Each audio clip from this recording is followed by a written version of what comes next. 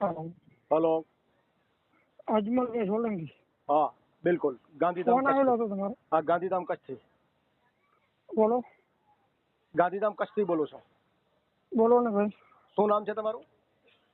ગોપાલ નામ છે મારું. હા, એટલે આ તમે કોઈ પણ માણસ પોતાની માલિકીની ગાડીમાં શું લખાવે એ બધું તમે નક્કી કરો છો? એટલે એમાં પેલા પૂરી વાત સાંભળો મારી. હા હા, વાત સાંભળો, બોલો, સાંભળો છો. હું ક્યાં બોલું છું ભાઈ? કોઈ ઓડિયો જે આવેલો છે ને હા એમાં કોઈ એમડી બોડિયા સાથે મનસુખભાઈ વાત કરે છે. હા હું નથી એમડી બોડિયાને ઓળખતો, નથી મનસુખભાઈને ઓળખતો. હા. હું તો ખાલી એને જ ગોતું છું કે મારો નંબર કોને ચડાવી દીધો બસ. એમડી બોરિયા કોણ છે? હું એમડી બોડિયાને નથી ઓળખતો હા. કે મનસુખ રાઠોડને હું નથી ઓળખતો. આમાં ચોખ્ખું સંભળાય છે કે હું ગોપાલભાઈ બોલું છું? હે? હું ગોપાલભાઈ બોલું છું એવું ચોખ્ખું સંભળાય છે ઓડિયોમાં.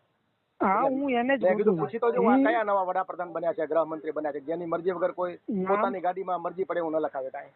અરે એ તો પોતાની માલિકીમાં ગમે તે લખાવે. હા, તો તમે એમ કેમ ગોવાલન ન લખાવે ને તમે કોણ કહેવાય? કોને ધમકી દેવા પડે આ ભૂસાવીના ગાડીમાંથી? ઈ જે બોલે ને.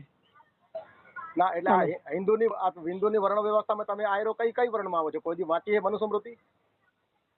હા, ભરવાડ. હા, ભરવાડ. કઈ વર્ણમાં આવે છે? તમે બ્રાહ્મણ છો, રાજપૂત છો, ક્ષત્રિય છો, વેપારી શેમાં આવો છો? વાંચી છે કોઈ દિવસ? એટલે અત્યાર સુધીમાં મારામાં 10 ફોન આવી ગયા આવા. હા, તો હાકણા રહી જાઓ. આ તમારી તમે બાપ દાદી તમે શુદ્ર છો ને, તમારે જરૂર હોય તો ગાંધીધામ આવી જાઓ, તમને મનુસ્મૃતિ બતાવી દો. તમે બહુ ઓલી શેખી ન મારો, તમે પહોંચી છો. અને જે આ દેશમાં બંધારણ અમલમાં છે ને, કાયદો અમલમાં છે, ગમે એ માણસ પોતાની માલિકીની ગાડીમાં અપશબ્દો કે જે કાયદેસર ગાળ કે એવું ન બનતો એવું ગાય પણ લખાવી શકે છે. એમાં કોઈ આ વ્યવસાય છે, ગોવાલણ કયો કે બીજો કોઈ જે છે ને એ વ્યવસાય છે. વ્યવસાય કોઈ પણ માણસ કોઈ પણ જ્ઞાતિ કોઈ પણ કરી શકે છે એમાં. મારી વાત સાંભળો તમે. હા બોલો, હા બોલો, સાંભળું છું. હું જે તમને કહેવા માંગુ છું તમે સમજતા જ નથી. તમે તમારો જ વાત શરૂ રાખો છો કે ભાઈ હું રેકોર્ડિંગ વાળાને નથી ઓળખતો. હું બોલું છું, ગોપાલભાઈ બોલું છું.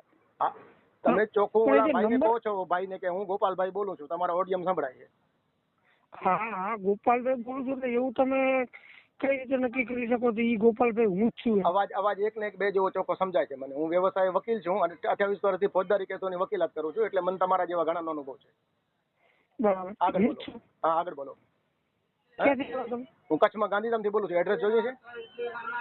ના, મારે તમે ઓલા ભાઈને પૂછ્યા ને તારું સરનામું જોયું છે મારું?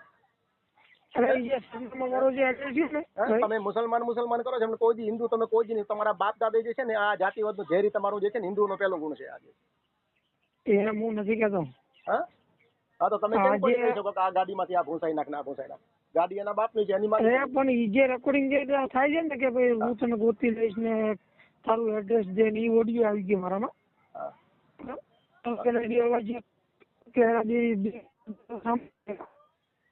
બેટા યાદ રાખજે, તમને એક વાત સાંભળો. કચ્છમાં ભચાઉ ગામ છે, ભચાઉ તાલુકો છે, ભચાઉ તાલુકાનું નેર ગામ છે, બરાબર ને? એ બ્રાહ્મણોના રબારે કેટલાક તમારા રબારી ભ્રાવડ, આયર ને કોલી 3 ચડ્યા હતા અને એસસી વર્ગના એક પરિવારને મંદિરમાં નાવા દીધો. આજે એક મહિનો થયો જેલમાં પડ્યા છે. ગઈકાલે જામીન અરજી નામંજૂર થઈ છે. હવે બધા એની બાયડીઓ રોડ ઉપર રોવે છે કે અમને ખબર નથી, બ્રાહ્મણોની વાતોમાં આવી ગયા, નામ તેમ છે. ચડી જાય રહેવા દે.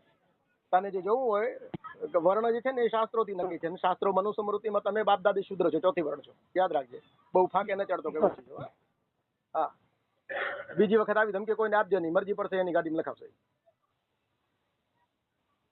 સમજી ગયો ને?